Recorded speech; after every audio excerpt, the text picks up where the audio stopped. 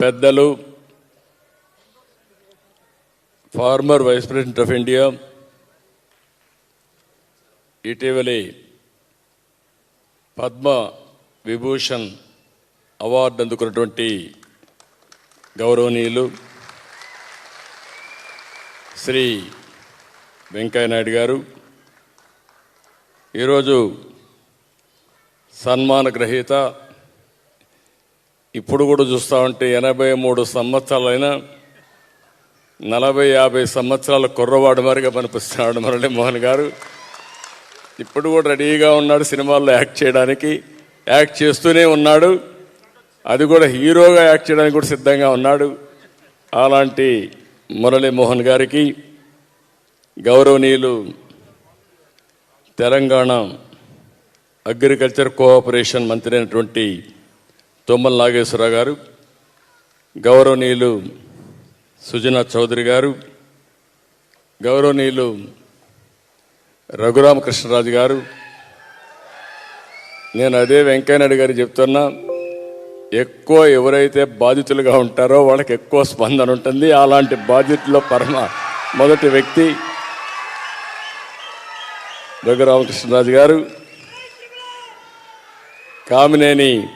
గౌరవనీయులు కామినేని శ్రీనివాస్ గారు,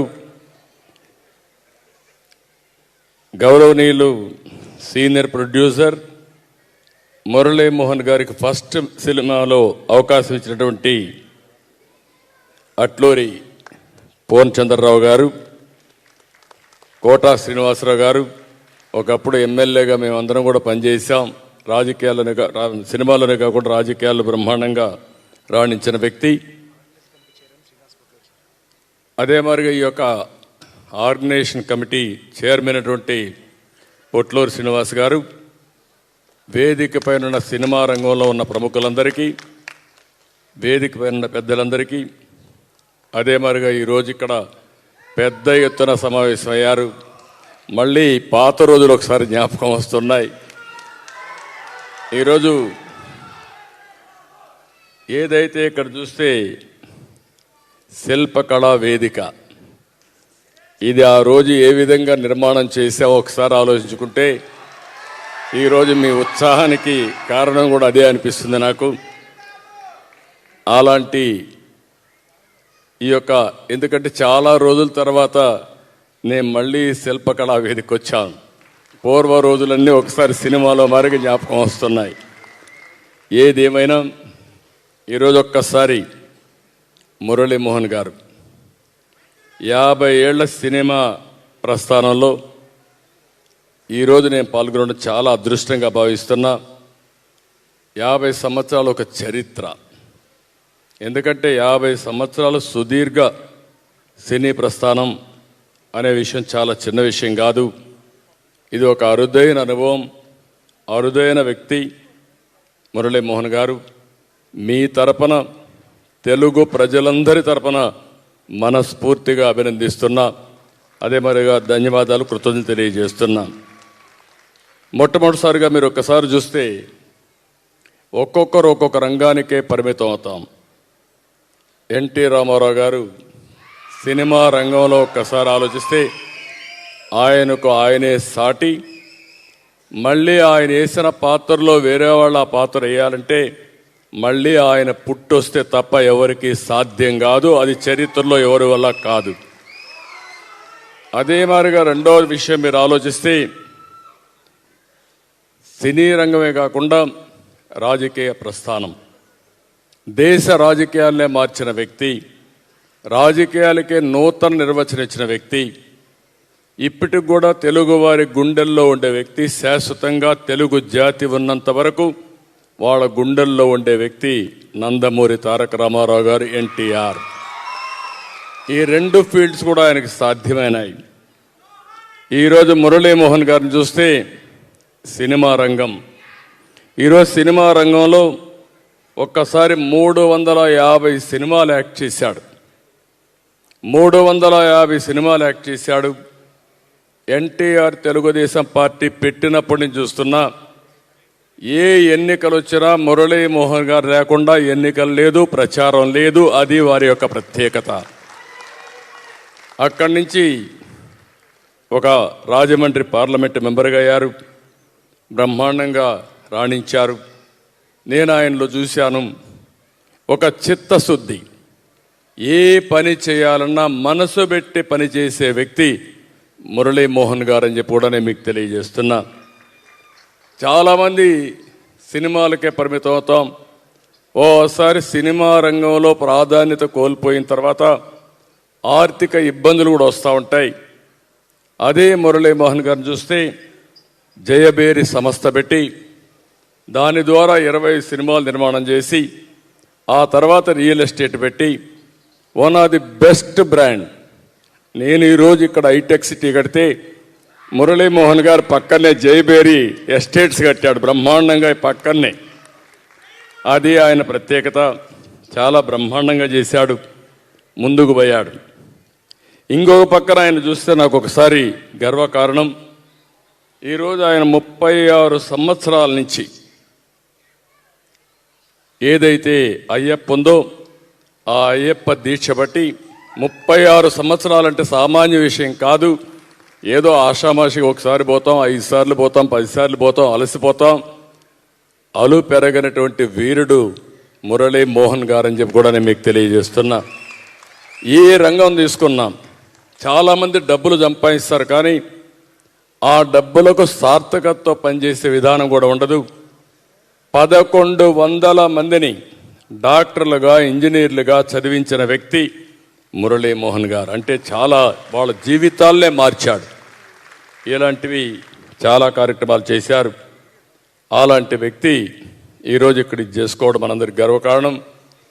ఒక విధంగా 74లో ఆయన సినిమాల్లోకి వస్తే నేను వెంకయ్య నాయుడు గారు 78లో మొట్టమొదటిసారిగా ఎమ్మెల్యేలు అయ్యాం. అప్పుడు వెంకయ్య నాయుడు గారిని చూస్తే అసెంబ్లీ గజగజలాడేది. చాలామంది తక్కువ మంది ఉన్నా వాళ్ళు అనుకుంటే అసెంబ్లీ జరిగేది, లేకపోతే అసెంబ్లీ జరిగేది కాదు. ఆ రోజు ఆయన వాగ్దాటితో బ్రహ్మాండంగా శాసనసభ్యుడిగా పేరు ప్రఖ్యాతులు తెచ్చుకున్న వ్యక్తి వెంకయ్య నాయుడు గారు అని చెప్పి నేను మీకు తెలియజేస్తున్నా.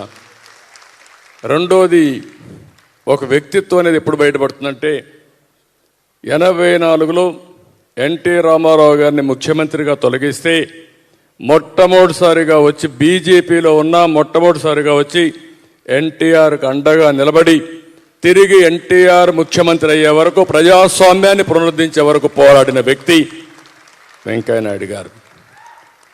ఆ తర్వాత ఆయన చూస్తే 93లో నేషనల్ పాలిటిక్స్ పోయాడు. నేను ఇక్కడే మళ్ళా రాజకీయాల్లో ఉన్నాను. అక్కడి నుంచి జాతీయ పార్టీ అధ్యక్షుడయ్యాడు. నేను ముఖ్యమంత్రి అయినప్పుడు ఆయన కేంద్రంలో రూరల్ డెవలప్మెంట్ మినిస్టర్గా వాజ్పేయి గారి పీరియడ్లో పనిచేశారు. నేను ఆయన్ని ఎక్కడ చూసినా కూడా నాకు ఒకటే అనిపిస్తుంది, వెంకయ్య నాయుడు గారు చూసినప్పుడు సిన్సియారిటీకి మారు పేరు వెంకయ్య నాయుడు గారు. ఆయన ఏ పదవిలో ఉన్నా ఆ పదవికి రాణింపు తెచ్చిన వ్యక్తి వెంకయ్య నాయుడు గారు అని చెప్పి కూడా నేను మీకు తెలియజేస్తున్నా. ఈరోజు ఆయనకు పద్మవిభూషణ్ రావడం తెలుగు జాతికి మొత్తానికి గర్వకారణం. ఇది ఒక అరుదైనటువంటి గౌరవం ఆయనకి ఇవ్వడం, అది కూడా మనందరికీ సంతోషం అని చెప్పి నేను మీకు తెలియజేస్తూ, ఒకవేళ ఆయన కూడా రాష్ట్రంలో వేరే పార్టీలో ఉంటే ఇంకా ఎక్కువ ముందుకు పోయేవారు. కానీ ఆయన జీవితంలో చూస్తే అర్బన్ డెవలప్మెంట్ మినిస్టర్గా చేశారు, రూరల్ డెవలప్మెంట్ మినిస్టర్గా చేశారు, జాతీయ పార్టీ అధ్యక్షుడిగా బీజేపీని బ్రహ్మాండంగా అభివృద్ధి చేశారు, ఫైనల్గా వైస్ ప్రెసిడెంట్ ఆఫ్ ఇండియా అయ్యి, అదే కాకుండా వారిలో ఉండే ప్రత్యేకత చూస్తే 24 గంటలు ఏదో ఒకటి పని చేయాలనే తపన. స్వర్ణ భారతి ఒక ట్రస్ట్ను పెట్టి బ్రహ్మాండంగా పనిచేస్తున్నటువంటి వ్యక్తి. ఇప్పుడు కూడా నిరంతరం ప్రజాసేవ కోసం నిమగ్నమైన వ్యక్తి వెంకయ్య నాయుడు గారు. ఆయన్ని మనస్ఫూర్తిగా మీ అందరి తరపున కూడా అభినందిస్తున్నా. ఈరోజు ఇక్కడికి వచ్చినప్పుడు మనం శిల్పారామంలో ఉన్నాం. పక్కనే ఆ రోజు మేము ఆలోచించింది హైటెక్ సిటీ ఒక పక్క, హైటెక్ సిటీ ఒక పక్కన టెక్నాలజీకి రిఫ్లెక్షన్ అయితే, ఈ వేదిక ఎక్కడైతే మనం ఉన్నామో ఈడ శిల్పారామంలో గ్రామీణ వ్యవస్థలన్నీ కూడా ఆర్టిజాన్స్ అందరినీ ఇక్కడ పెట్టి అటు హైటెక్ ఇటు ఆర్టిజాన్స్కి ఒక ప్రతీకగా పెట్టాలని చెప్పి పెట్టాం. ఇక్కడుండే యంగ్స్టర్స్ చాలామంది వచ్చారు. నేను ఆ రోజు ముఖ్యమంత్రిగా అయినాక గుట్ట పుట్టిన వాళ్ళు మీరు చాలామంది వచ్చి ఈరోజు ఉద్యోగాలు చేస్తున్నారు. నేను ఆ రోజు ఒకటే ఆలోచించాను, ఇవన్నీ ఒక్కసారి గుర్తు చేసుకుంటే మొట్టమొదటిసారిగా నేను ఆలోచించింది ఇలాంటి అవకాశం నాకు మళ్ళీ రాదు, ఇలాంటి ప్లేసులో అవకాశం రాదు. కాబట్టి మీ అందరికీ చెప్తున్నా, ఆ రోజు ఈ ఏరియా అంతా చూస్తే రాళ్ళు ఎక్కువ ఉండేటివి. Jubilee hills dead end. ఆ తర్వాత అంతా కూడా రావాలంటే దారి లేదు, జీపులు కూడా వచ్చేటివి కాదు. అలాంటి ప్రదేశంలో మొట్టమొదటి ఇనిషియేటివ్ మీరు చూస్తే హైటెక్ సిటీ. ఒక వారం 10 రోజులు బ్రెయిన్ స్టార్మింగ్ చేసి భారతదేశంలో ఉండే నిష్ఠాతులందరినీ పిలిపించి హైటెక్ సిటీ, హైటెక్ని ప్రమోట్ చేయాలి, ఏం చేస్తే బాగుంటుందో చెప్పమంటే అందరం ఆలోచించిన తర్వాత ఆ రోజు నిర్ణయం చేశాం, అదే హైటెక్ సిటీ. ఆ రోజు కొండేవాళ్ళు తుమ్మల నాగేశ్వరరావు గారు ఆ రోజు మంత్రిగా ఉన్నాడు. అక్కడి నుంచి ప్రారంభించాం journey. Brick by brick add చేశాం. ఇవన్నీ బిల్డింగ్స్ వచ్చిన తర్వాత నాకు అనిపించింది, రేపు ఈ ప్రాంతంలో ఇవన్నీ వచ్చిన తర్వాత అసలు ఒకప్పుడు ఈ ప్రాంతం ఎట్టుందో తెలియదు కాబట్టి ఒక రాక్ గార్డెన్ కూడా పెట్టి ఇలాంటి రాళ్ళు రప్పల్ని ఇలాంటి మల్టీ స్టోరీడ్ బిల్డింగ్స్ వచ్చాయని గుర్తుండే విధంగా చేయాలని ఒక రాక్ గార్డెన్ కూడా పెట్టాం. ఈరోజు నాకు ఎంతో గర్వకారణం, ఒక ఔటర్ రింగ్ రోడ్డు కానీ, ఒక ఇంటర్నేషనల్ ఎయిర్పోర్ట్ కానీ, ఒక జినామ్ వ్యాలీ కానీ, ఇక్కడనే HITEX one of the best convention centre కానీ, రోడ్లు వెడల్పు చేయడం కానీ, ఈ హైదరాబాద్ని నాలెడ్జ్ ఎకానమీలో పెట్టిన ఘనత, ఫౌండేషన్ వేసిన ఘనత తెలుగుదేశం పార్టీది. ఆ రోజు వాజ్పేయి గారి సహకారంతో, ఆనాటి కేంద్ర ప్రభుత్వ సహకారంతో ఆ రోజు చేయగలిగాం. ఈరోజు భారతదేశంలో ఇన్ఫర్మేషన్ టెక్నాలజీ అంటే హైదరాబాద్ జ్ఞాపకం వస్తుంది, బయోటెక్నాలజీ అంటే హైదరాబాద్ జ్ఞాపకం వస్తుంది, ఫార్మా అంటే హైదరాబాద్ జ్ఞాపకం వస్తుంది, ఫైనాన్స్ అంటే కూడా హైదరాబాద్ జ్ఞాపకం వచ్చే పరిస్థితి వచ్చింది.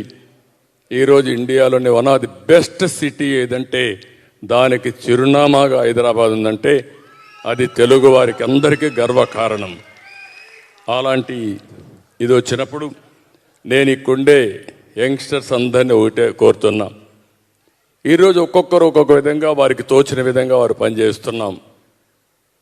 91లో ఆర్థిక సంస్కరణలు వచ్చాయి. మన తెలుగు బిడ్డ పివి నరసింహరావు గారు, నిన్నే భారతరత్న వచ్చింది.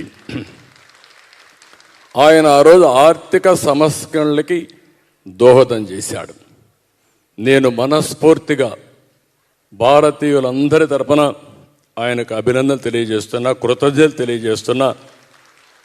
ఈరోజు ఆ కుటుంబ సభ్యులకు కానీ వారందరికీ కూడా అభినందనలు తెలియజేస్తున్నా. ఆనాటి పివి నరసింహరావు గారి యొక్క దూర దృష్టి ఈరోజు దేశం యొక్క దశ దిశ మార్చగలిగింది.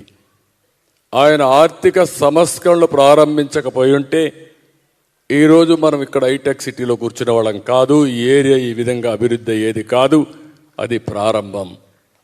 ఆ తర్వాత భారతదేశానికి పెద్ద అడ్వాంటేజ్ వచ్చింది టెక్నాలజీ.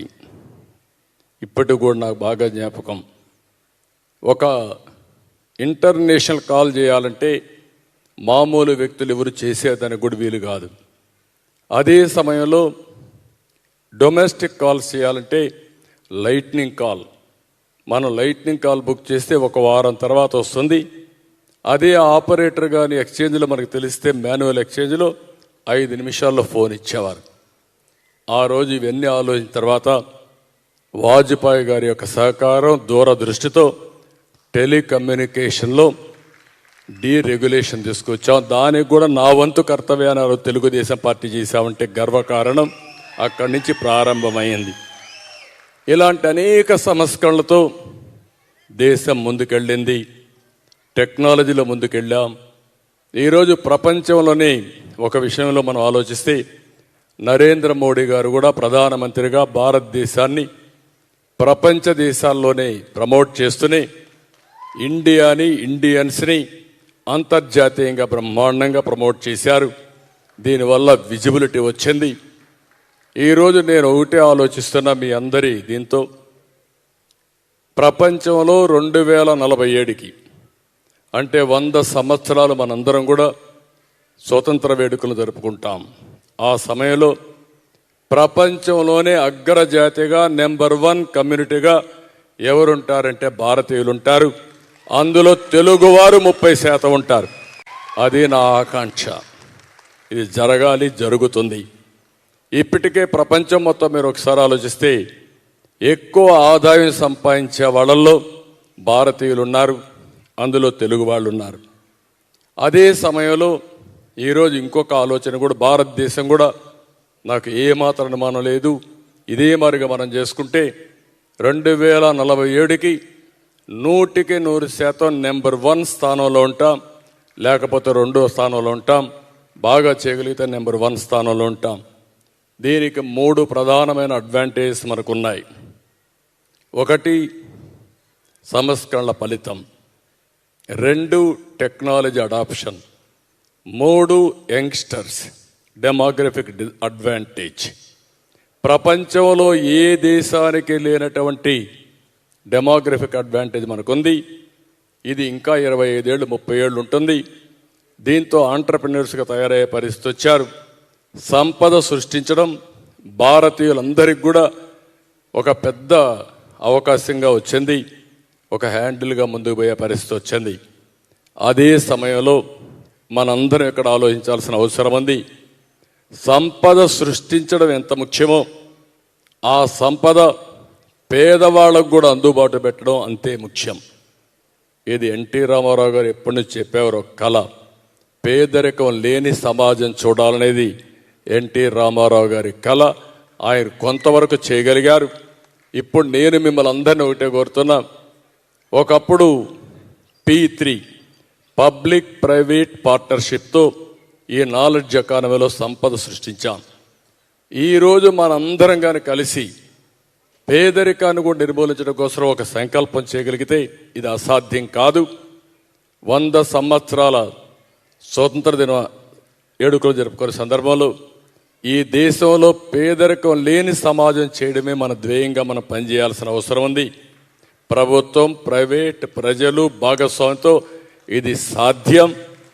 బాగా పైకొచ్చిన వ్యక్తి ఒకరిని కానీ 10 మందిని కానీ అడాప్ట్ చేసుకొని మెంటరింగ్ చేసి ఆ కుటుంబాల్ని పైకి తీసుకొచ్చి ప్రభుత్వ సహకారం కూడా తీసుకోగలిగితే ఇది సాధ్యమవుతుంది. నా జీవితాశయం సంపద సృష్టించడానికి చాలామంది పెద్దలతో కలిసి పనిచేశారు. ఈరోజు నేను ఒకటే ఆలోచిస్తున్నా, పేదరికాన్ని నిర్మూలన చేయడం కోసం మీరందరూ సహకరిస్తే అది కూడా మొదటిసారిగా ఆంధ్రప్రదేశ్లోనే, తెలంగాణలో తెలుగు వారందరూ కూడా పేదరికం లేని తెలుగు జాతిని చూడాలనేది నా జీవితాశయంగా నేను ఎంపిక చేసుకొని ముందుకు పోవాలనుకుంటున్నా. ఇప్పటికే మురళీమోహన్ గారిని చూశారు. 1100 మందిని ఆయన డాక్టర్స్, ఇంజనీర్స్ని చేశారు. పేదవాళ్ళందరినీ చేశారు. ప్రతి ఒక్కరూ ఈ ఫోకస్ పెట్టుకొని మెంటరింగ్ చేసి ఈ యొక్క హ్యూమన్ రిసోర్స్ డెవలప్మెంట్ మీద, అదే కాకుండా స్కిల్ డెవలప్మెంట్ మీద ప్రయత్నం చేసి కాన్స్టెంట్గా చేయగలిగితే ఇది సాధ్యం. దీనికి తొందరలోనే ఒక నమూనా కూడా తయారు చేసి ప్రారంభిస్తాం. ఇక్కడుండే యువతకి, ఇక్కడుండే క్రీమ్ ఆఫ్ ది సొసైటీ, మీరందరూ కూడా ఒక మారుమూల గ్రామాల్లోనే పుట్టారు. ఈరోజు బ్రహ్మాండంగా మీరు అన్ని రంగాల్లో రాణిస్తున్నారు.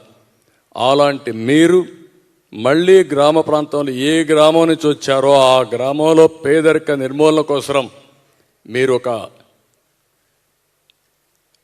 ఒక సన్నాహం చేసి, ఒక సంకల్పం చేసి ముందుకు పోగలిగితే ఇది సాధ్యమని చెప్పి తెలియజేసుకుంటూ, మరొక్కసారి ఇద్దరిని మనం చూస్తున్నాం.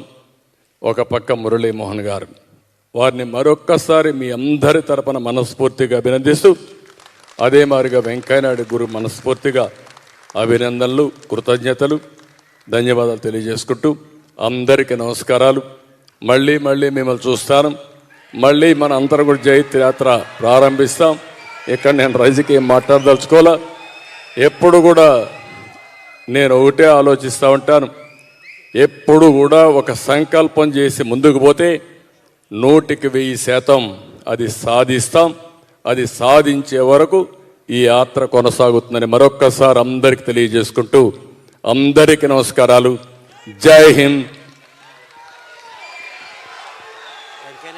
శ్రీ వెంకయ్య నాయుడు థ్యాంక్ యూ గారికి సార్.